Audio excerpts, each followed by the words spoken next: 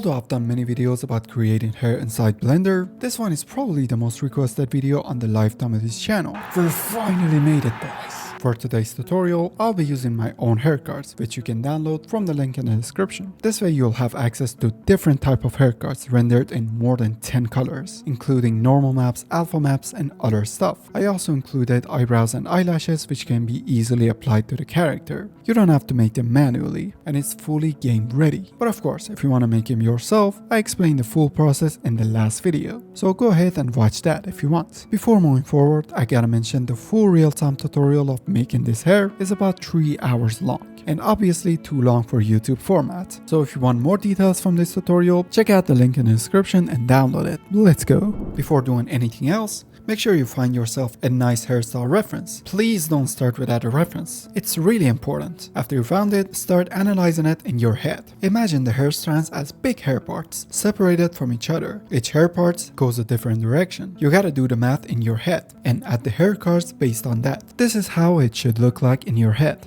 Drag a new window from the left, switch to UV editing, and open up the reference image. Shift A and in the curve, add a path curve and place it somewhere besides the character. Shift E to duplicate and place it on top of the first one. Select the first one. In the object data properties, change the bevel to object. Choose the second path as the object from here. Now this path dictates the shape of the first path. Now if we select the second path and go to edit mode, we can select these points and press G and Y to move it forwards or backwards to create a curve in our shape. To view it better from the front, we can press R and X and 90 on the numpad to rotate it 90 degrees on X axis. Now if we switch it to the front view, we'd have a better understanding of the shape. Now this one in the bottom will be our main hair card. We can move, rotate, and place it on the head. It's better to place it from the bottom to the top, so we can build up the hair layer by layer. Once you placed it, go to edit mode and start shaping the curve based on the model. Try to avoid going through the mesh, especially the ears area. When you're done with the first one, get out of the edit mode, Shift E to duplicate, and place it besides the first one. As you can see, the root is kinda rotated, and it's not placed on the surface of the head correctly. To fix it, we can select the first points, Ctrl T to twirl. It's really useful, and we're gonna use it very often in this video. After that, start shaping the mesh so it fits right beside the first hair. Duplicate again and do the same thing over and over until you reach the other side. This is an easy hairstyle, so if you're doing a similar hair, you shouldn't face any problems.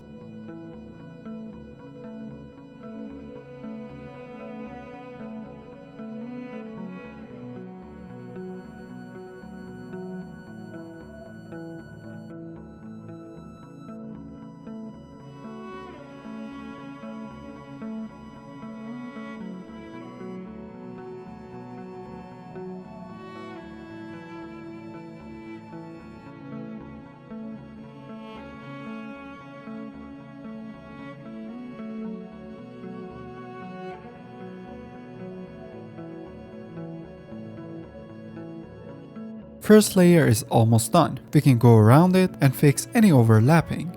After that, we can move on to the next layer. For more detail, you can go up little by little, but since I want to make it lower poly as possible, I go straight up to the top of the head. Shape the hair based on the scalp and the direction you want your hair to go. If you want to make the hair longer, you can simply press E on the last vertex and extrude it. Really important, the angle of the root is totally depends on the second vertex. So if you don't want the roots of the hair to have an angle like this, you should align the second vertex with the first one. Then duplicate and place it on the side of the first one. While you're in top view, move the vertices this way so it kinda rotates around the head. Then get the remaining vertices outside of the head and try to kinda match it with the last hair card. To make some part of the hair card wider, just select the vertex and press Alt S to scale it up or down. Once it wasn't overlapping with any other hair cards or meshes, get out of the edit mode and Shift D to duplicate. Again, move the vertex to the back of the head so it rotates. You should be comfortable with the handles by now. Most of the time the hair is floating in the air, but it doesn't show when you're watching it from the top view. So every now and then, just zoom in and try to stick the roots of the hair to the surface as best as you can without going through the head. Since this hairstyle is kinda simple, we just have to repeat the same process until we fill out the scalp. If your hairstyle is correspondence on both sides or at least similar, you can just select one hair, Shift D to duplicate, press Ctrl M to mirror, then press X or Y to mirror it, then just place it on the other side of the head. After that, you know what to do.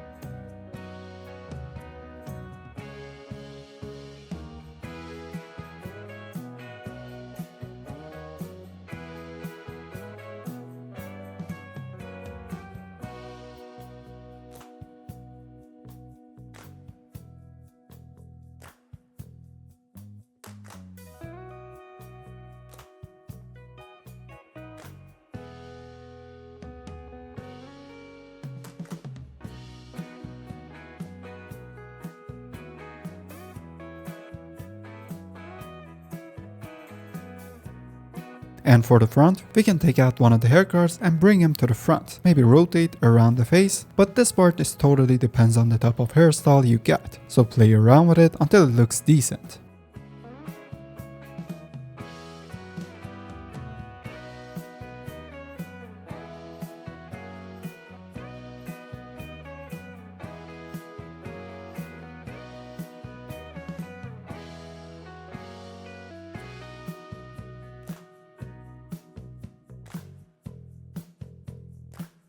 Now let's prepare the hair textures for these planes. Shift D to duplicate and move it on the Z-axis on the top. In the object data properties on the geometry, increase the extrude, rotate the plane so it faces the front. While it's selected, assign a new material. Shift A and add an image texture. Click on open and in the HairCard folder, select any hair color you want. I'm going with brown for now. We can change it anytime we want with just one click.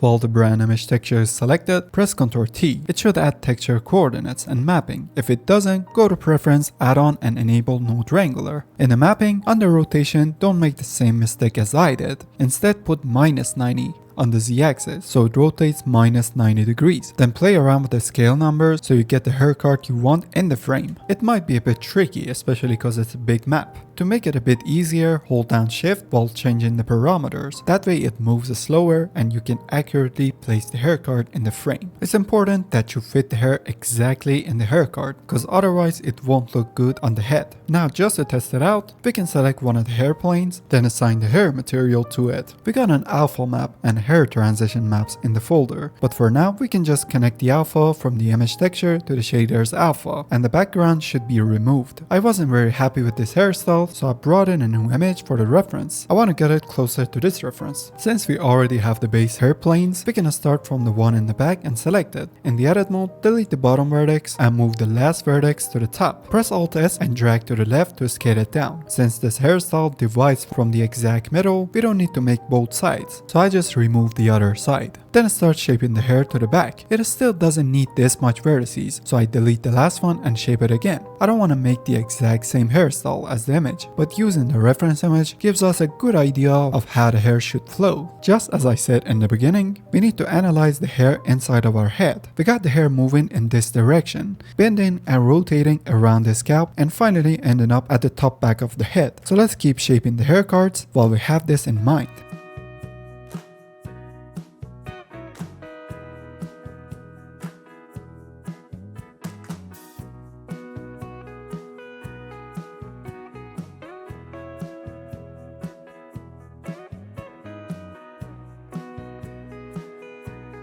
There's really not much to say here. You just have to shape the hair while twirling the points with Ctrl T so they sit around each other nicely.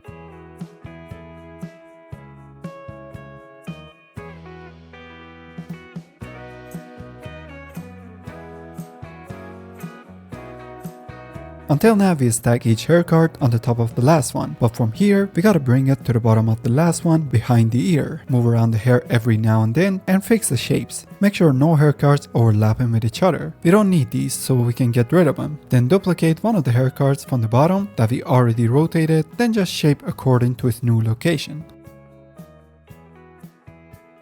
Then duplicate again and rotate the root based on the hairline on the back of the neck.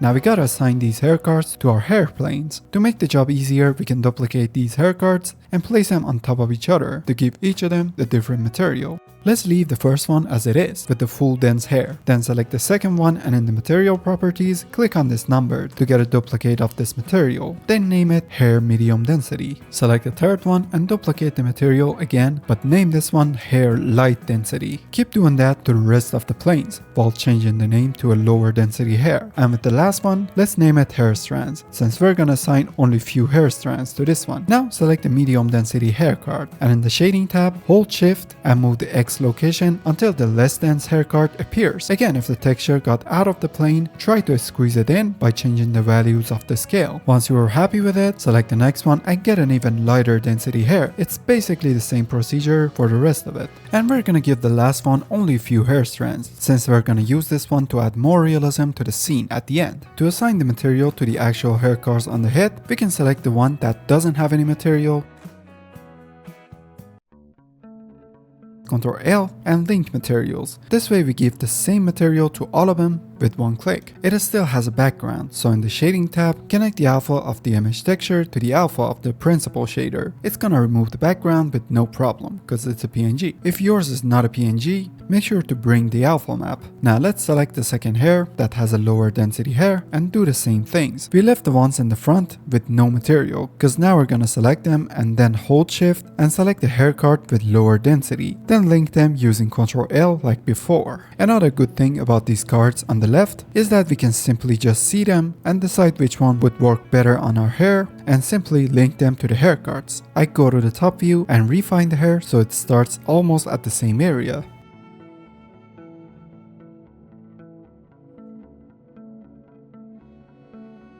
From here, it's better to add HDRI map to the scene, and in the rendered mode, rotate it so we can see the flaws in the hair. If you don't have a good GPU, I advise to use Eevee, but instead of HDRI map, you can use normal lights, cause HDRI maps doesn't do well in Eevee. Now I can start adding the second layer of hair, which is gonna be the less dense hair cards. So duplicate one of the existing ones and place it on the top of the other ones. Ctrl T and twirl if it's necessary. While it's selected, hold shift and select the next hair card which has a lower density of hair. Then link the material like before. After that, start shaping this one so it floats over the main hair cards to add more realism. Notice the starting point of all of these hair cards are too dense. It's not realistic. To fix that, I made 3 different maps named Transition that can be used in different scenarios. It's available in the folder, but you can render it yourself. And to add it to our hair, let's duplicate the image texture by pressing Ctrl Shift D. We can connect it straight to the alpha, but for more control, we can add a mix color node and drop it before the alpha, then connect the transition to B. Now if we Ctrl Shift click on the mix color, we can see a black and white texture. The black area is gonna be transparent and you can adjust it using this factor right here. Change it to multiply. After that, Ctrl Shift click on the principal BSDF to see our shader again. Now we can continue duplicating the hair cards. To shape these cards better, I bring a new hairstyle reference. As you can see, we got a lot of messy hair that goes to the back. We just have to duplicate and give it a less dense hair material and just make it more messy. It's the same procedure, just duplicate the less dense hair and place in it to fill out the empty spaces between. It will look less fake.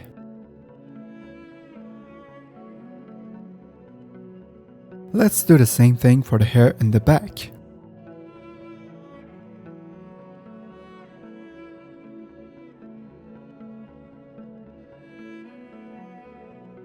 We got some hair in the front that doesn't sit well with the hairstyle, so let's style it to the back and place it right on the ear.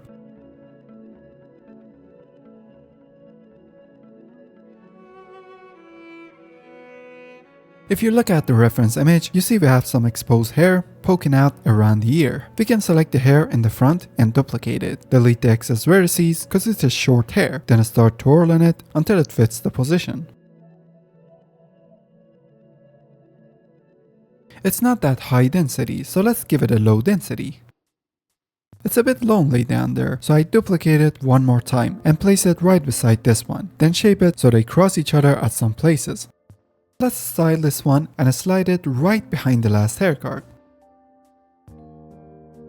There are some additional hair we can add to make it more realistic, like the neck hair. It's not often for every hairstyle, but it's a nice thing to add. I take this hair card because it's less dense and shorter. Twirl it to fit it with the head, and bend the bottom since they're mostly messy and not straight. Then duplicate again and again while changing the rotation and direction.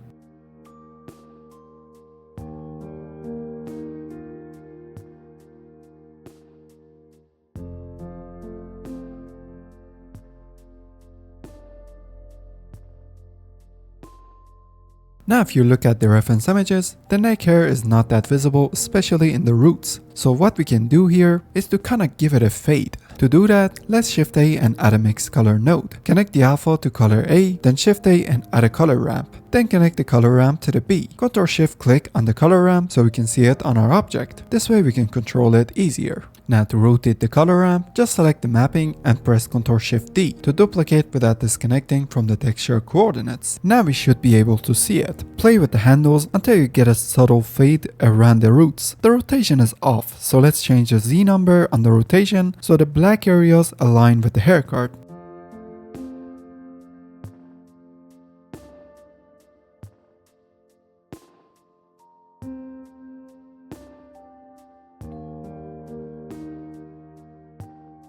Now if we Ctrl Shift click on the mix color node, we can see the mixture. It doesn't mix it right. To fix that, first change it to multiply, cause multiply ignores the white parts in the image and make them transparent. Then increase the factor to the max and now it should work fine. Once you are finished, Ctrl Shift click on the main principal shader, then connect the mix color to the alpha and now it should look something like this. You can adjust the handles whenever you want. Same problems exist for the actual hair too. It's way too dense in the starting point of the HairCard. We need to do the same thing to these guys as well. The first hair transition map we added wasn't strong enough, so let's give it a hair transition medium. All of them are available in the folder, but if you don't have it, you can skip this part, it's not necessary. It still doesn't look that great. To improve it, we can disconnect the alpha from the mix color and add a color ramp. Then select the mapping and Ctrl Shift D to duplicate just like before. Connect the mapping to the color ramp and color ramp to the mix color node. Ctrl Shift click on the color ramp and do the same thing with this one too. Change the rotation in the mapping so the black areas align with the roots. Now Ctrl Shift click on the principal so we can see what we did. It's too much, so let's tone it down a bit. After that, bring back the second layer hair. We basically need to do the same thing to this one too.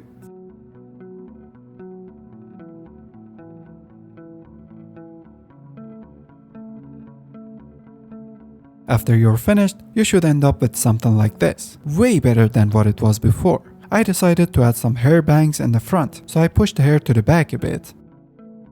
I want to get it closer to something like this, so I extend the hair by extruding the last point to the bottom. I duplicate it one time and place it on the left side.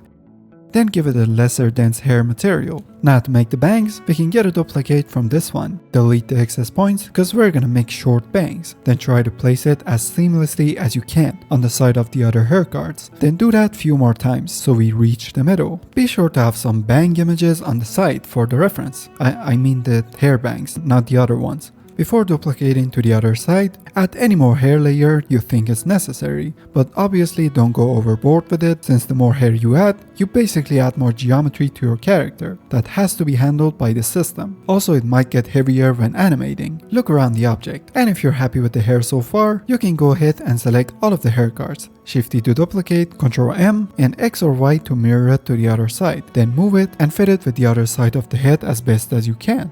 Now it's time to create the bun. We can bring one of the hair cards to the back, rotate it and bend it like this. If it was bended incorrectly, make sure to twirl each point until it's the right way. Once it was, just duplicate and rotate. Fix the position from each angle, then duplicate again and do the same thing until we end up at where we started. We can do it in the solid mode to see the planes better.